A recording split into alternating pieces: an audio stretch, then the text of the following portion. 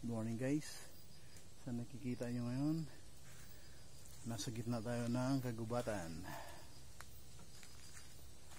Guys, nakatawid na tayo. Galing tayo dun sa kabila. Nakatawid na tayo. Hindi ko lang ma-video yung pagtawid natin kasi baka mahulog yun.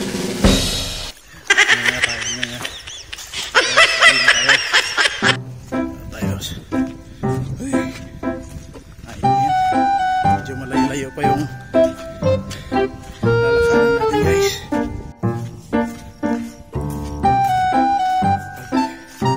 Nandito tayo sa probinsya, ito yung hirap.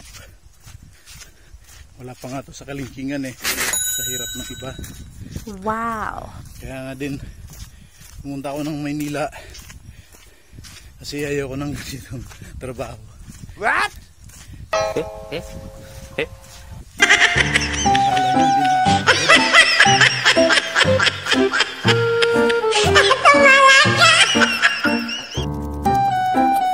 Layo-layo pa guys.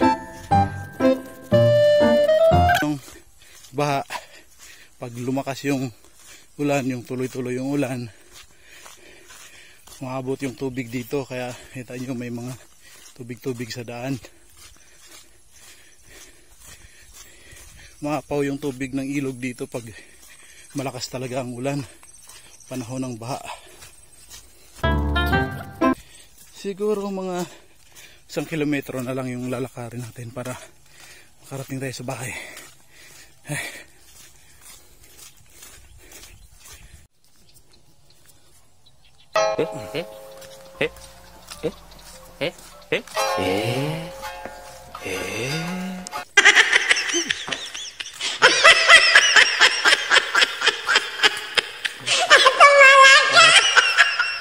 Ito ang hirap sa probinsya.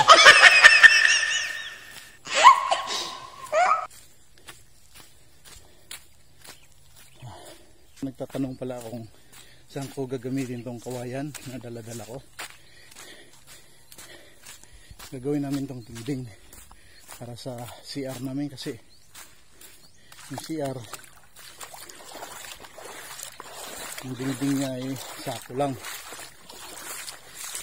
Kaya pati sa bahay na walang CR, nakiki-CR na rin kahit walang paalam. What? Kaya ayusin muna namin bago umalik. Guys, malapit na tayo. Ups, dandan.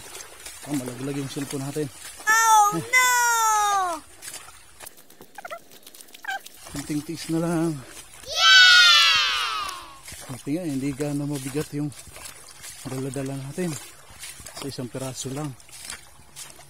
Kaya yakang-yaka. Kaso nakakahingal nga lang. Kahit pag ganito lang, nakakahingal pa rin. Sa layo ba naman ang pinanggalingan kahit isang piraso, nakakapagod. Saka sa katulad kung hindi sanay sa mga ganitong gawain.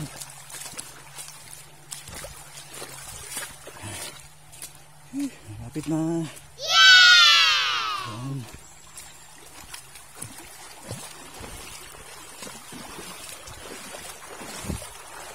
Ayan. Okay. Yes! Malapit na.